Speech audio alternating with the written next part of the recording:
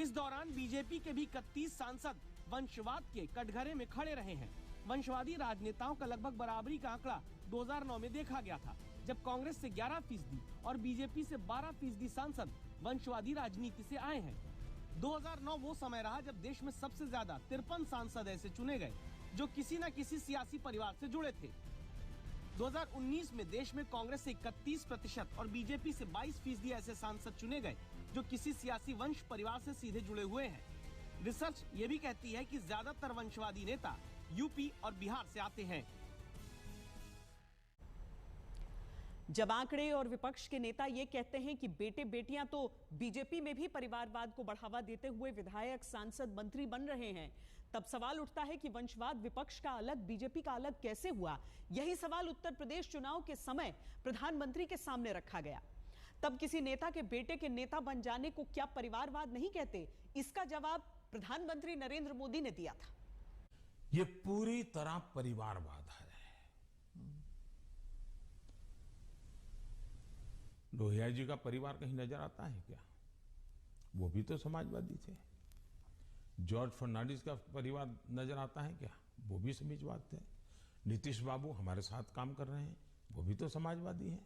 परिवार कहीं नजर आता है क्या? ये समाजवादी लोग हैं। लेकिन ये लोग देखिए, पूरा परिवार। मुझे एक बार किसी ने चिट्ठी भेजी थी, मैं तो भूल गया आज। उन्होंने कहा कि इनके परिवार से, ये सपा जो है उत्तर प्रदेश का, 45 लोग ऐसे थे जो किसी न किसी पद पर थे। एक ही फैमिली के 45 लोग। और किसी और ने मुझे कहा कि उनके पूरे परिवार में 25 साल की उम्र के करीब करीब सभी व्यक्ति को चुनाव लड़ने का मौका दिया गया है। क्या ये परिवारवाद का लोकतंत्र के लिए खतरा है? इसलिए मैं कह रहा हूं। तो अखिलेश और जयंत दोनों कहते हैं कि परिवारवाद सिर्फ उनकी पार्टी में नहीं, आपकी पार्टी में भी है। राहुल गांधी भी कहते हैं कि परिवारवाद से जुड़े, मतलब सेकंड जनरेशन लीडर्स तो आपकी पार्टी में भी हैं। बहुत फर्क है। ये फर्क, अच्छा सवाल पूछा आपने। मैं थोड़ा विस्तार से जवाब दूंगा, बुरा मत मानिए। लेकिन देश की जनता को मैं झूठ के सामने सत्य समझाना चाहता हूं। एक परिवार से, परिवार वाली पार्टी, आप हरियाणा में देखिए परिवार की पार्टी, उत्तर प्रदेश देखिए परिवार की पार्टी, झारखंड देखिए परिवार की पार्टी, आप तमिलनाडु में जाइए परिवार की पार्टी। ये परिवार ही पार्टी चलाता है।